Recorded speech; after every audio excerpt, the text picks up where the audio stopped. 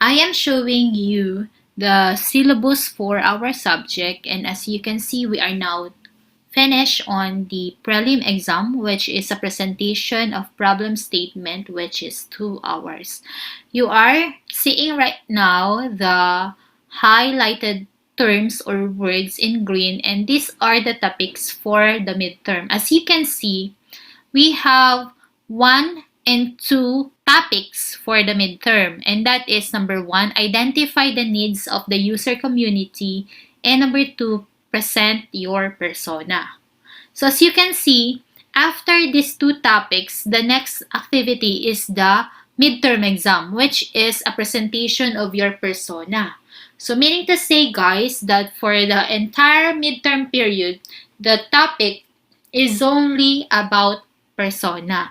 As you can see at the right corner, you see here 2 hours is only allotted for the lecture. I'm going to lecture you on the persona, how to create your persona, identify the needs of the user and community. Actually, guys, I have made the presentation, or presentation was already done in the last video I created, but I will repeat it to make things clearer. Now, 22 hours is allotted for laboratories, meaning to say, you will work on your project, which is your persona, for 22 hours. If you have questions while making your persona, you may send the questions in the group chat. Do not send me private messages, please. Okay? So, I will now show you the persona. So, as you can see, this step 5, the creation of persona, is already discussed to you last time. So to recall, a persona is a profile which will serve as a reference and inspiration throughout the solution development. It represents the community or the users you are working with. So you are done with the interview with your users or the members of the community. I hope many of you interviewed users who are members of your family only. Since it's pandemic, it's important for you to be safe, and of course, safety is always the most important thing to consider. And I am okay if your users are just your family members. And the problems you are going to solve are family members' problems only. Personas are more than just demographic information. When we say demographic information, the name, the birthday, the age, the address, the gender, the what else? The height, the weight. They are personas are more than just that or those. A persona needs to capture the person's behavior. You have to consider the behavior, the beliefs, motivations, and pain points. When we say behavior, is this persona, or are these personas strong, or are they shy? Are they weak? Are they opinionated? Are they strong? Those are behavior. What are their beliefs? Do they believe that after struggles, after struggles there are achievements, or do they believe that it's like after a storm there is a rainbow?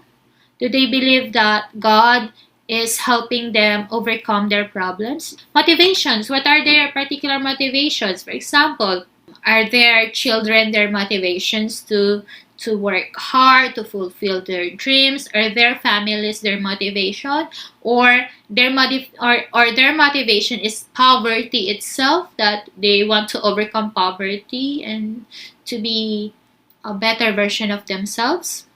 Pain points, where do their pains, or where does the pain come from? Does it come from their past experiences? Does it come from relatives who belittle them? Or does it come from the family members themselves? The family members, their family members who belittle them? You know what I mean? When they think of you as just a small person, that you do not have this opportunity to be rich or to be successful someday. So Where do their pain points come from? Next, this will be the template that you will be showing me for the midterm period. Ito lang yon. Ito lang yung ipapakita nyo sa akin.